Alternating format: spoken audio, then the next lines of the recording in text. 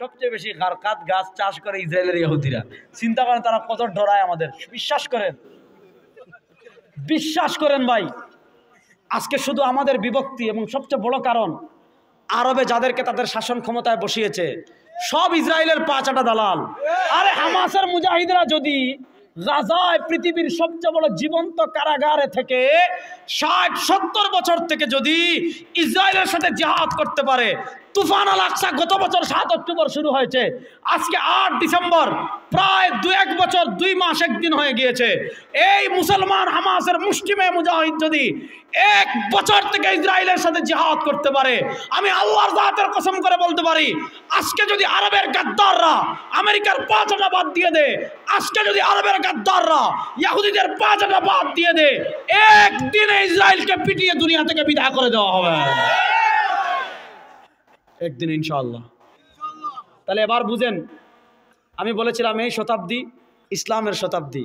আফগানিস্তানে দিন বিজয় হয়েছে, দিমাশকে হয়েছে, বাংলাদেশে আমরা ভারতের আধিপত্যবাদকে হারিয়েছি। এটা হলো বিপ্লবের প্রথম ধাপ।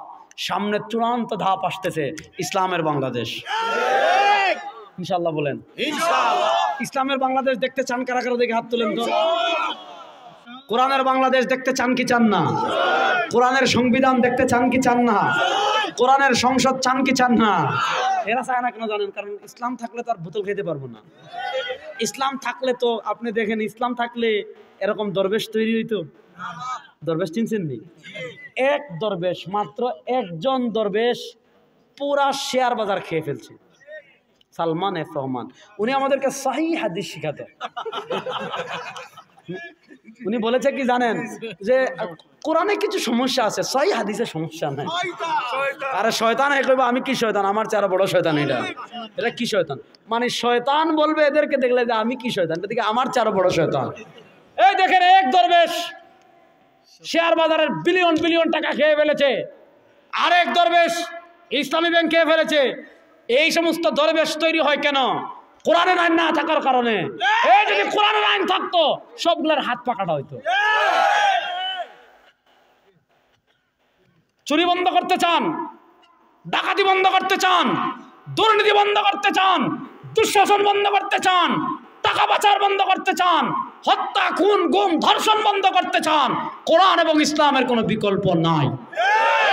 সুতরাং 2000 জুলাই আগস্টের গণঅভ্যুত্থানে আমরা আধিপত্যবাদকে হারিয়েছি। আগামীর গণঅভ্যুত্থান হবে বাংলাদেশের সংসদে কোরআন বাস্তবায়ন করার জন্য। এই বাংলাদেশের সংসদে কোরআন বাস্তবায়ন করার জন্য যুবকরা অভ্যুত্থানের প্রস্তুত আছো তো তোমরা? ইনশাআল্লাহ। আল্লাহ সবাইকে কবুল করেন, সবাই বলে না আমিন। আমি যেটা বললাম, এই শতাব্দীতে এসে আমাদের করণীয় কি? সূরা কাফিরুনের সংক্ষিপ্ততা ব্যাখ্যা করে শেষ করবো, মনোযোগ দিয়ে শুনেন। মক্কার জীবনে, খুব মনোযোগ দিয়ে বুঝেন, মক্কার জীবনে আবু জেহেলের তো সব কিছু ছিল, অস্ত্র ছিল, সৈন্য ছিল, আর্মি ছিল, পুলিশ ছিল, সব ছিল। মুহাম্মদ ইসলামের কিচ্ছু নাই। এরা মনে করেছিল কি যে অত্যাচারের স্ট্রিম রুলার শেখ হাসিনা যেমন মনে করেছিল, একটা বাক্য তার বিরুদ্ধে লিখবা আয়নাগর, তার বাপের বিরুদ্ধে বলা এটা তো মানে শিরকের চেয়ে বড় গুনাহ ছিল। গত এমন পর্যায়ে ছিল না যে বাংলাদেশ আপনি তার বাপের বিরুদ্ধে কিছু বলবেন। দেখেন, আমরা বলেছিলাম, আজকে দেখেছি সিরিয়া তাদের জাতির আব্বার মূর্তি সব ফালাই দিছে, দেখেন না ফেসবুকে?